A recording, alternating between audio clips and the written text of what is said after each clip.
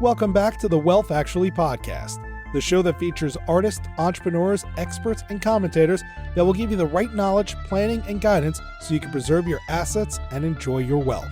Learn more and subscribe today at wealthactually.com. This podcast is for educational and entertainment purposes. It is neither investment, legal, nor tax advice and does not represent the opinions of the employers of the host or guest. And now, here's your host, Frazer Rice. Welcome back to the Wealth Actually podcast. I'm Frazer Rice. We're now well into 2023, and it's turning into a unique wealth planning environment. We're seeing volatility in depressed asset values and continued generosity in the level of federal estate tax exemption. Most intriguingly, rising interest rates are bouncing hard off of generational interest rate lows. The effectiveness of many popular estate planning tools is being reviewed, and some out-of-season techniques are getting a new look. To help survey the landscape is Matthew Hochstetler. He's a partner at David J. Simmons & Associates, which is based in Canton, Ohio and Naples, Florida. He's an ACTEC fellow and well qualified to help us think about the current environment. Welcome aboard, Matt. Thanks, Frazer. Glad to be here. We're going to dive into 2023 and estate planning and things like that. But before we do, tell us a little bit about your background and your legal practice.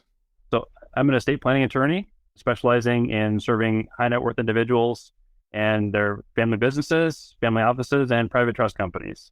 So we usually service folks in Florida and Ohio, but we have clients around the country we work with. So one of the fun things that the way we met, I guess, was essentially on social media, more specifically Twitter. And so I love the fact that we went to Heckerling this past year and caught up in real life, which is something that I think a lot of people in our industry either take for granted or are surprised when it happens. But it goes to show that you can meet people through all different ways now. Yeah, I actually met several folks from social media in real life at that Heckerling. It was really great to look each other in the eye and meet on an interpersonal level. A lot of fun. Cool. Well, so we were both down there learning about the state of the art and a lot of things that are happening in the estate planning world, in the wealth management world, et cetera. But I think the talk of the town was really about the increased interest rate environment that we're now living in and the impact that it has on the gizmos that we use to help people think about estate tax planning and maybe reducing that liability. Give us a little sense of where we're coming from on that. Sure. So, we're coming from historic lows. So from my sense, folks seem to have a really short memory. If something happened in the last handful of years, I think it's always been that way. So it's hard to remember the times before these, near zero interest rates. We've got people with mortgages under 3%, and it's really kind of changed their outlook. But now, in the last year or so, we've had rates creeping up to being really high, and inflation, like on an annual basis, has been quite high, 6-7%. So it's a real huge shift compared to what everyone's used to and what everyone's sense of the way it's always been is. So when we're dealing with interest rates, it's important, I think, to remind people that the IRS sets the applicable federal rate. Maybe take us through a little bit about what that means. The applicable federal rate, that's what the IRS says the interest rate will be when there are certain types of transactions. So the AFR is divided up into three separate rates. Those are based on the duration of a transaction. So if an obligation is going to be 0 to 3 years, going to be a short-term rate, 3 to 9 years, midterm rate, and longer, the long-term rate. So that's just what they've determined as the prescribed rate for those categories, specifically the loans, what we're talking about. The idea then that the IRS is publishing a rate, so a lot of people say, oh, well, are we doing anything sort of fancy or weird? Not really. The IRS is giving us the rate under which lots of structures come to pass. And we've been in a low interest rate environment. Maybe take us through a few things that were particularly powerful in a low interest rate environment so we can contrast that with what's going to be popular in the next little bit. Sure. And I guess just set some context on this. The IRS isn't setting interest rates with the AFR. They are sort of, but they're more responding to the market conditions and what the actual interest rate is. They're not controlling interest rates in the same way the Fed is. And then there's a separate interest rate, which is related to the AFR, called the 75/20 rate. And we rely on this significantly for certain estate planning techniques.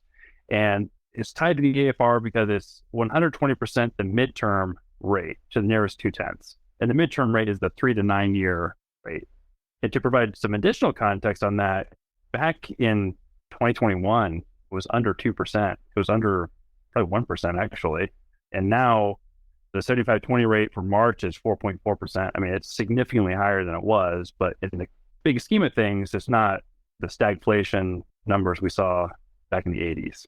And so the implication of these low interest rates, when we're talking about maybe shifting the growth of assets out of somebody's estate and allowing them to grow unencumbered with estate tax, et cetera, things like intra-family loans and installment sales and grants and charitable lead trusts, they really thrive well in a low interest rate environment. Absolutely. Because when you have a low interest rate as kind of your hurdle, it's easy for assets to grow faster than that to easily leverage that transaction. So against that backdrop, we're now seeing interest rates, they've gone up both at the behest of the Fed and the yield curve, et cetera, and the IRS has responded to that by resetting the AFR, which is what we were talking about before. Maybe take us through a little bit about what you're telling your clients now about how to either continue to use the interest rate with past popular techniques and maybe a couple of other techniques that might work even better in a rising interest rate environment. Sure. And I think you're right to suggest that, I hate to call them the old techniques, but the ones we used last year or the year before, they're still very relevant. They're relevant because even though people are looking at what the interest rates are, there's been a corresponding decrease in asset values. For low asset values, a lot of these strategies still work really, really well. So like you mentioned, the installment sales to intentionally defective grantor trusts. I mean, that's where we'll have like a wealthy client create a trust for their descendants or for their spouse, and then make a seed gift to that trust, about 10% of the transaction value, and then sell an asset to that trust. Then the asset will generate income to the trust. The trust will then pay off the note to the client, and through that cash flow process, really shift the asset and all the growth in that asset out of their estates and effectively froze the value for the amount of the note they took back in return. And that works well because if you've got a low interest rate on the note, a couple percent, but the asset's growing at 8, 10, 20, I mean, some closely held businesses can grow at staggering multiples. And that works really, really well because you've shifted tons of growth outside the person's taxable estate. What have you gotten back? The note, which is never going to go up, but then, some paltry interest rate generating income on that value. So that's still a great technique because since the values are lower, then the thinking is that the corresponding growth in the future is going to be that much higher. So that's the bet on that technique. I was going to say that the volatility that you're talking about of the underlying asset, if you can do estate planning at depressed values, that's kind of what you're talking about. And the interest rate, which helps you to lever off of those depressed values, it's gone up, but it hasn't gone up so much that it's not compelling still. Exactly. So rates in the 4%, they're higher, but in the vast scheme of things, they're not prohibitively high. And paired with low valuations, transactions are still pretty attractive with those economics. Yeah, no, I mean, we were talking about this separately, but if we go back a year or two, the interest rates were generationally low and grand slam home run types of conditions, whereas now we might merely be in home run type of conditions. Yeah, or even hitting doubles or triples. I mean, that's not bad. Exactly. So to underscore that while interest rates are rising, some of the, let's call it last year or the year before techniques haven't just gone completely out of the window. It's just that other techniques that may not have been in vogue are starting to get another look. Well, for me personally, I've been a lawyer since 2009. These are things I read about in law school, but the interest rates have been low enough in my career that they haven't been as attractive as some of these other, like the sales to defective grant trusts, like GRATs. Those have been more popular recently because of the lower interest rates. So let's focus on this higher interest rate environment. I think any of us who have a crystal ball, I know I have, where anytime I have a thought about where interest rates are going to go, I've been completely wrong. But it looks like interest rates are going up. With my usual disclaimers about any sort of prediction I make, should probably do something the opposite. But if we think that interest rates are going to be up from here. What are some of the techniques? What is the thought process behind using a higher interest rate from an estate planning context? And then what are some of the buzzwords or acronyms that may follow that? When you have a higher interest rate, you want to look at techniques where like the economics are calculated. Usually these things are valued in such a way that either the interest rate causes the value retained by the client to be higher, so it's treated like they're consuming more, or that the remainder interest is higher if there's like a charitable deduction involved. So it's important to consider how the economics are calculated for these various techniques, and then what a higher interest rate is going to do to that calculation. So I guess specifically, we're talking about QPERTs, qualified personal residence trusts. This is a technique where somebody takes their house and they put it into a trust for a term of years. And as long as they survive that term of years, then at the end, it goes to their beneficiaries, their children, grandchildren, whatever, usually the kids. Of course, if they died before, then technique sort of blows up and it's includable in their estate. But this is helpful in a high interest rate environment because the interest rate goes into factoring what the lifetime interest is that's retained by the settlor of these trusts. So a high 75/20 rate means that there's a high value retained interest and a low value remainder. So when I create this trust for my clients gift their residence to the trust. If the residence is worth like $1 million, they're not doing $1 million gift to the trust because they're retaining the right to live there for some term of years, 20 years, let's say. And so it's really only that remainder interest, whatever's left after 20 years, that constitutes the gift. This is the present value of that. So yeah, high interest rate is a lot more of that value is allocated to the lifetime interest or the interest retained to the settlor, and a lot lower value allocated to the remainder interest. So it's a much smaller gift than it would have been a couple of years ago. And that allows you to use more of your gift exemption for estate tax purposes in other things. And therefore, you're getting a little bit more leverage out of that estate tax exemption.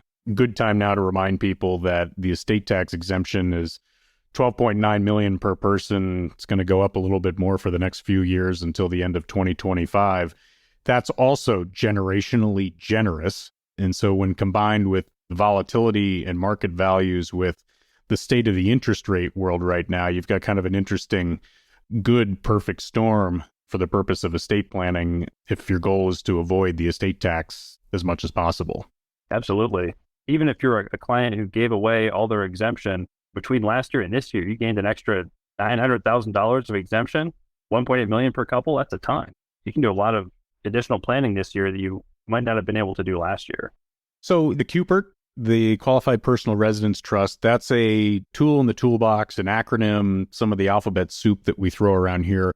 That's probably going to be pretty popular in the next year or so. Another thing, especially for those clients that are charitably inclined, is the charitable remainder trust. Maybe go through the analysis a little bit of how the rising interest rate environment makes that even more effective.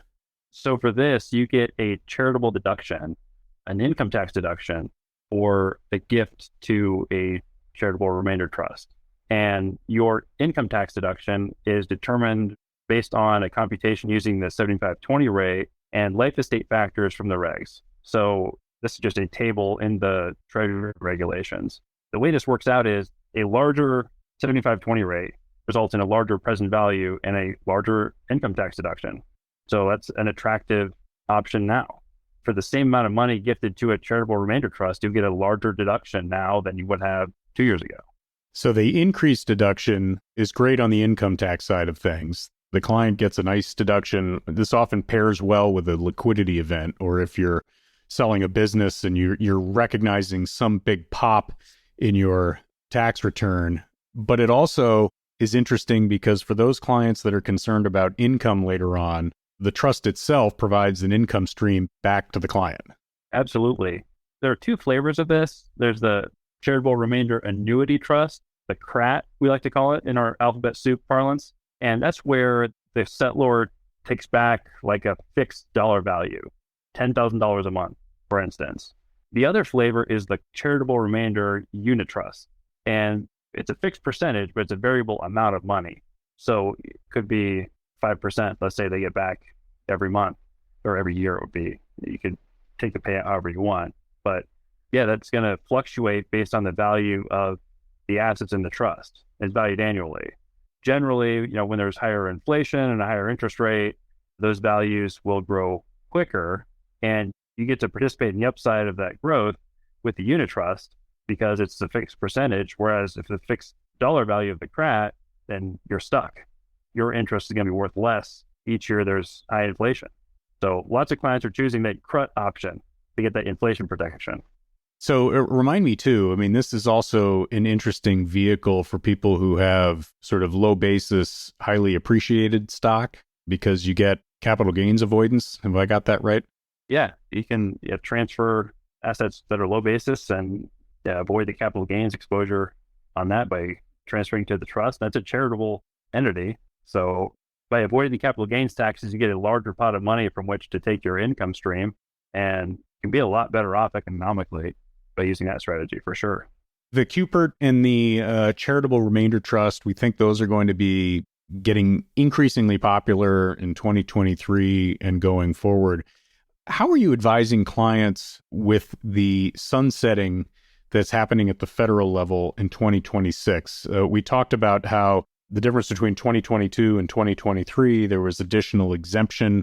You and I are both probably trying to read the tea leaves politically to see whether this sunsetting of the federal tax exemption, which for listeners, essentially, let's call it the 12.9 million per person, looks like it would be cut roughly in half at the end of 2025. So you would have less capacity to do these different types of gifting strategies in many ways.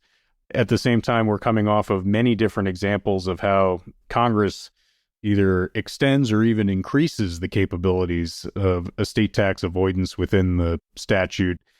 How do you get people to think about that, either to get them to do things or otherwise take advantage of these great conditions right now, even though there's some modicum of certainty, I guess, at 2026? What we're telling clients is for those who are able to, our highest net worth clients who don't need $12.9 million per person right now, give it away. Give it to trusts, allocate generation skipping transfer tax exemption to those trusts so they'll be protected from estate taxes and generation skipping transfer taxes for forever under current law, as long as your trust can allow for to stay around forever. But it's a harder conversation for those clients who are not significantly above the combined exemption amount, husband and wives we're talking about, because for those folks, they're not in a position to give away the entire amount of the enhanced exemption we have now because they need that money. They need it to live. For those clients, we're representing that their best options might be something like flats for each other. So spousal lifetime access trusts set up for each other, or maybe even just one spouse, kind of depending on their financial arrangement. So at least one of them has continued access to those funds that are given away. If you're a Floridian, that's an especially attractive proposition because now there's a statute that permits the settlor to be a beneficiary after the donee spouse passes away. It's a really attractive feature, I think.